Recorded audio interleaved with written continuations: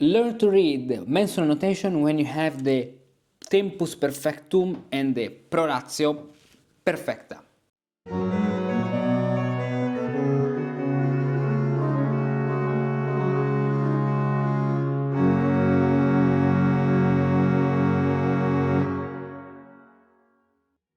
Welcome to this new video. I'm Renaissance Musicus Practicus, and today let's continue with this very short but important series and where we are reading and practicing Ockeghem's Missa Prolationum, the first Kyrie, Christe Kyrie. Here we are in the first Kyrie, and this time we'll practice this voice where the Prolatio is major. So now we have the Tempus, which is major, or better, perfectum, and the Prolatio, which is indicated in this system, notation system, with the presence of the dot within a circle, is perfecta, which means that the brevis is perfecta and the semibrevis is perfecta. Then all the things are explained very in detail with thousands of examples in the course Cantus Figuratus course, of course. So if you want to learn each thing, how they work, and to be able to read any early music part, Renaissance part this way, join the course and study Cantus Figuratus, which is White Mensural Notation. Here, let's focus now on this voice. What does it mean? It means that the brevis is 3 semibrevis and the semibrevis is 3 minime. 3 semibrevis and 3 minime. Now, the first note is a brevis. And is this brevis perfect or imperfect? Because now we have two levels of imperfections, of perfections, the tempus and the prolatio. We also can see that the absence of any indication for the longa and the maxima means that the maxima, so the modus maximarum, is imperfect and the modus longarum is imperfect, because one of the principles I teach in the course and you can learn in the course is that the absence of an indication implies the imperfection of the indication. Now, this brevis is perfecta. Why? Because it's followed by a ligature, and we know that when we have a figure followed by ligature, that figure is perfecta, perfect. So the first brevis is 3 semibrevis, but each semibrevis is 3 minime. And what about the Tactus? The Tactus is minima, a semibrevis of minima down, minima up, minima, minima.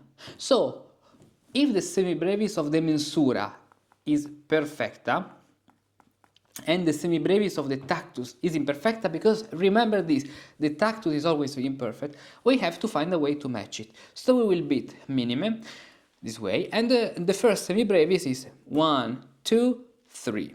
Second semibrevis 1, 2, 3. Third semibrevis 1, 2, 3. That's it. If you start thinking to this thing has 9/8, as you can see in some modern modern explanation of Renaissance notation, you are totally out. That kind of explanation with that this means 9/8 and this is 6/8, they sucks. They lacks. They sucks and lacks of a lot of information, because 6/8 is something that in the Renaissance exists, and this is a proportion, it's not a mensura. Proportions exist, but the proportion 6/8 is 1, 2, 3, 1, 2, 3, 1, 2, 3, 1, 2, 3, while the mensura is always under an imperfect tactus. 1, 2, 3, 1, 2, 3. The accents are totally different. Then, for this reason, in the course there is one chapter about perfection and another chapter about proportions. It's not a case that they are separated. There is Cantus Figuratus. Of course, you find the link in the description to join and to learn. Chapter 5 is about perfection, where you learn the rules of perfections and imperfections and do a lot of practice. Then, chapter 6 is about proportions, where you learn how proportions work and then you put them in practice. But mensuration and proportion are two different things that can coexist, but two different things. This is the most important thing you have to know about mensural notation. Now, so the first brevis, the first note is ut, because we read in the soft hexachord. Solmization is step 1 of Renaissance Musicus Practicus. You can find the Renaissance Musicus Practicus path, remember, where you can learn music as you were born in the Renaissance or as you have lived in the Renaissance. 1, 2, 3, 1, 2, 3, 1, 2, 3, and we complete the first brevis. Then we have this note, which is, here another topic, you have to learn ligatures. Ligatures is chapter 2 of the Cantus Firmus course. In any case, there is a free PDF you can download with all the contents and the lessons you have in the course. There are 90 lessons, a lot, but enough to learn all these things. So, semibrevis, and this is a brevis. Pay attention, because we have two semibrevis, two short figures, between two big figures, subjected to the eternality. So, the second figure is altera. And for this reason, if we have here one semibrevis, here we have two semibrevis, because of the alteratio. So, mi, we have 1, 2, 1, 2, 3, 1, 2, 3, 1, 2, 3. We finish down. The first tactus here is up. 1, 2, 3, 1, 2, 3, 1, 2, 3, 1. And here we arrive on the downbeat. I suggest that when you study, you write in some points, some checkpoints, if you have the downbeat or the upbeat. So, 1, 2, 3, 1, 2, 3, 1, 2, 3, 1, 2, 3, 1, 2, 3, 1, 2, 3, 1, 2, 3, 1, 2, 3, 1, 2, 3. Now the question is, this semibrevis is perfect or imperfect? Perfecta, because it creates the alteratio, but also because it's followed by another ligatura. Very nice. Now, what happens here? Here we have other notes, which are semibrevis, and this note is a brevis. So, another altera. 1, 2, 3. So we had down here. If we have down on the brevis, we will finish and we have up here. 1, 2, 3, 1, 2, 3, 1, 2, 3, 1. And here we arrive to the downbeat. Now, we have something which is called color, but in Italian it's called annerimento, which can be translated like blackening or blackness, where we use black notes. This is called White Mensural Notation because there are white notes here. White, which means not black. But in this point we have black notes. So, what happens? All becomes binary. The blackness implies the imperfections, not only on the figure, this is a brevis, but also the figures within the figures, so the semibrevis contained in this brevis are imperfect. So now this brevis is imperfect. So two semibrevis. And the semibrevis within these brevis are imperfect. The imperfections is like a virus, the blackness is like a virus that takes all the lower figures. So the Tactus now matches perfectly with the Mensura, or better, with the blacked Mensura, with the imperfect Mensura. So we have down 1, 1, 2, 1, 2, sol, sol, and we continue normally. So the semibrevis down, up, yes, but we are using blue. So down, up, down, up, down, up, down, up, this way. Ut,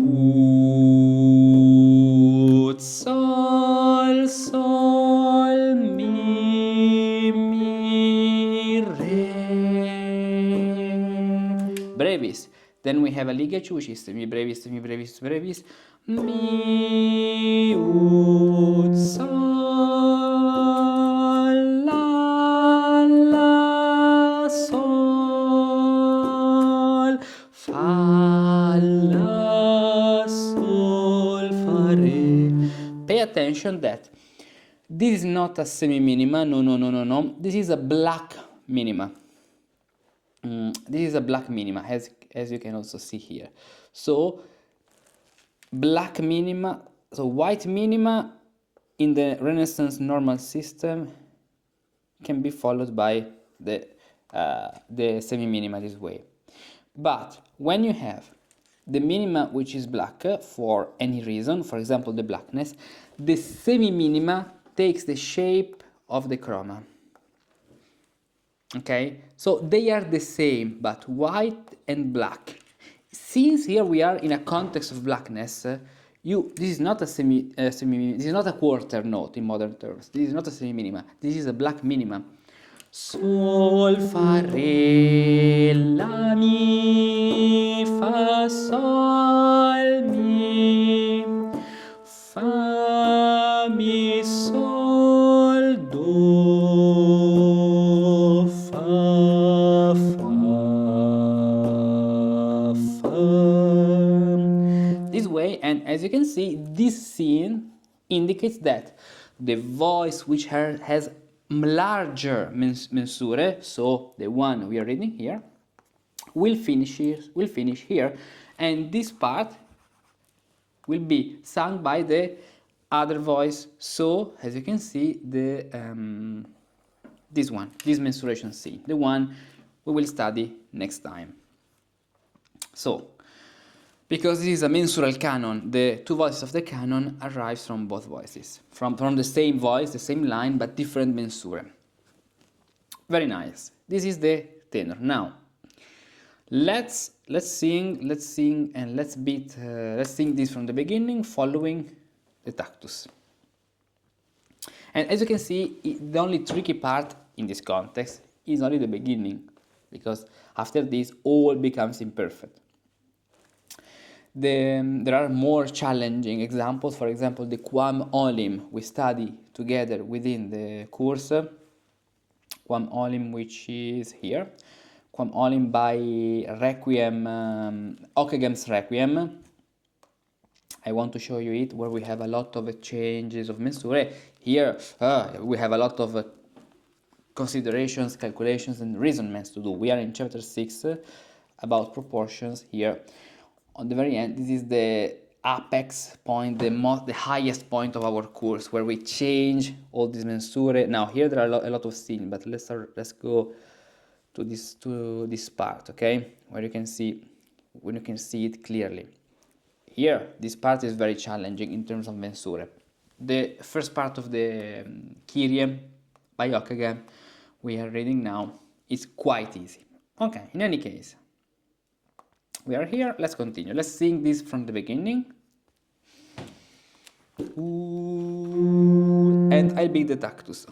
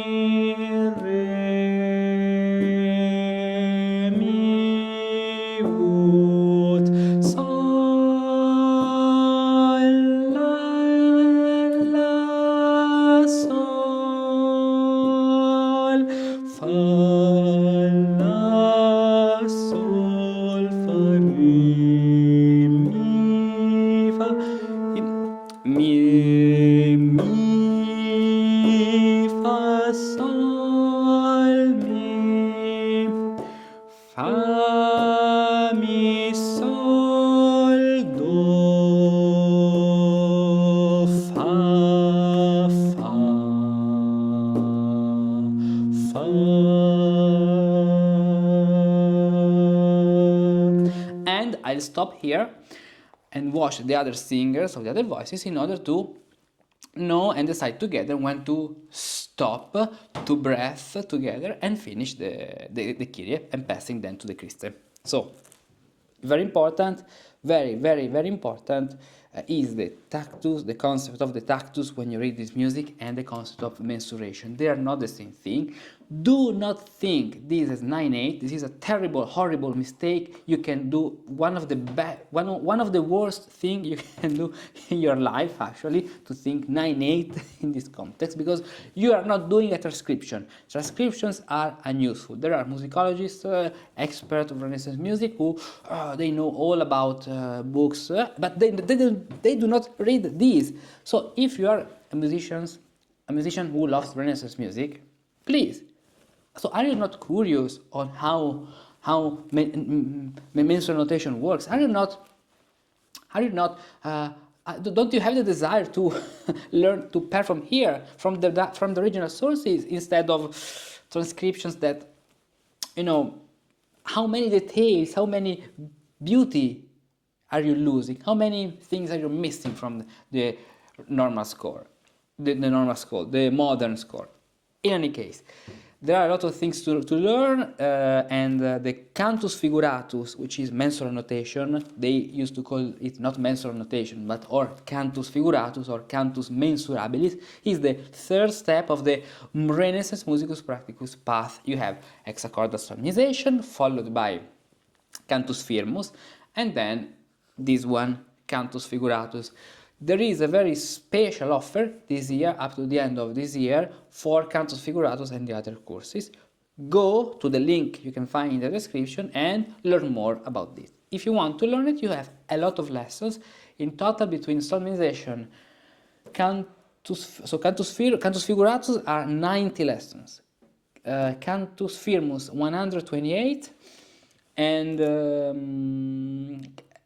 solmization around 80-90. Now I don't remember the exact number. So a lot of lessons to learn in the exact way as you were lived in the Renaissance. That's it. Go to the description and learn Cantus Figuratus, learn to read Renaissance music on original sources. I have bad news for you. In the Renaissance, transcriptions didn't exist. All musici practici, indeed, read music directly from the original sources. They knew how to read ligatures and recognize the correct values, brevis, longa, semibrevis, maxima. They could accurately interpret all the mensurations, perfect, imperfect, tempus, modus, prolatio. They knew how to beat the Tactus in accordance with the mensurations and the proportions. So, modern transcriptions are unnecessary. Yes, they can be useful if you want to study the counterpoint and the vertical setting. But do you really have the audacity to claim you perform Renaissance music and are an expert, yet you don't know how to read the notation used by the Renaissance musicians? Fortunately, today you too can learn how to read White Mensural Notation directly from the original sources without relying anymore on any transcriptions nonsense. I've prepared an entire course of 90 practical lessons for you, where I'll teach you gradually how to read figures and rests, how to correctly interpret mensurations in the ancient and in the modern system, how to correctly beat the Tactus according to the mensuration and the proportions, how to correctly perform imperfect mensurations and perfect mensurations with all the rules of perfections and imperfections, how to correctly beat the proportions, even the most unexpected ones, like 5-3, how to correctly align the syllables of the text to the notes of the piece, and much more. 90 practical lessons, 200 pages of examples and exercises from the original sources, no transcriptions, only examples from the original sources. So, no more excuses to don't learn White Mensural Notation. Sign up for the course, discover all the topics and the content. Purchase the course and start learning White Mensural Notation today. Click here.